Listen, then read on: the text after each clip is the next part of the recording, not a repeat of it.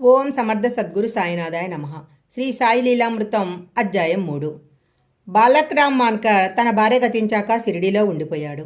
ఒకరోజు బాబా అతనికి 12 రూపాయలు ఇచ్చి మత్స్యేంద్రనాథుడు తపస్సు చేసిన మత్స్యేంద్రగఢ్లో కొంతకాలం ఉండమని చెప్పి అక్కడ కూడా నీకు దర్శనమిస్తాను అన్నారు. అతడు మత్స్యేంద్రగఢ్ వెళ్ళాక ఒకనాడు ధ్యానమయ్యాక సాయి అతనికి భౌతికంగా దర్శనమిచ్చారు. అతడు నమస్కరించుకోగానే ఆయన, కేవలం నేను ఈ దేహమే అనుకుంటున్నావు, భక్తుడెక్కడ స్మరిస్తే అక్కడ నేనున్నానని తెలపటానికి నిన్నిక్కడికి పంపాను అని చెప్పి అదృశ్యమయ్యారు. కొంతకాలానికి షిరిడీ బయలుదేరిన మాన్కర్కు పూనా రైల్వే స్టేషన్లో రద్దీ వలన టికెట్ దొరకలేదు. అంతలో ఒక వ్యక్తి తన వద్దనున్న టికెట్ అతనికిచ్చి పైకమిచ్చేలోగా అదృశ్యమయ్యాడు. లాలా లక్ష్మీచంద్కు 1910లో ఒక రోజున కళ్ళలో గడ్డమున్న ఒక వృద్ధ ఫకీరు, ఆయన చుట్టూ భక్తులు కనిపించారు.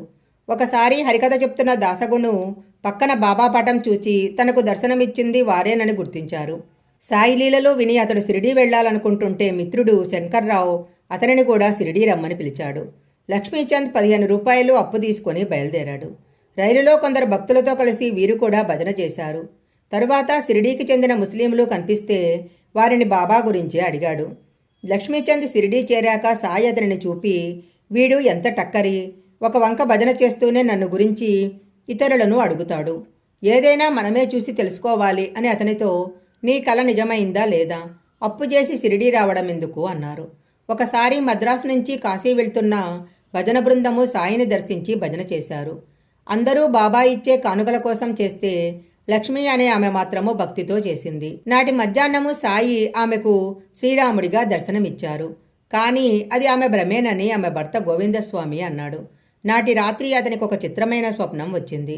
అతనికి పోలీసులు సంకెళ్ళు వేస్తుంటే సాయి చూస్తున్నారు. అతడు తనను రక్షించమంటే పాపం అనుభవించక తప్పదన్నారు బాబా. ఆ పాపాన్ని దహించి వేయమని అతను కోరాడు. అతనికంత విశ్వాసం ఉంటే కన్ను మూసి తెరవమన్నారు సాయి. అలా చేయగానే అతడు విడుదలై పోలీసులు చచ్చిపడి ఉన్నారు. అతడు సాయి చేసిన మేలు మరిచి సంతోషిస్తుంటే బాబా, వీరిని చంపినందుకు శిక్ష పడుతుందిలే అన్నారు. అతడు భయంతో బాబా కాళ్ళు పట్టుకున్నాడు. ఆయన అతనిని మరొకసారి కన్నులు మూసి తెరవమన్నారు. అలా చేసేసరికి అతడికి ఆపద తొలగిపోయింది. కృతజ్ఞతతో అతడు నమస్కరించగానే, మొదటి నమస్కారానికి దీనికి భేదం ఉన్నదా అన్నారు బాబా. మొదట ఆయన ముస్లిం అన్న శంకతోనూ కాన్కలపై ఆశతోనూ, ఈసారి విశ్వాసంతోనూ నమస్కరించాను అన్నాడతడు.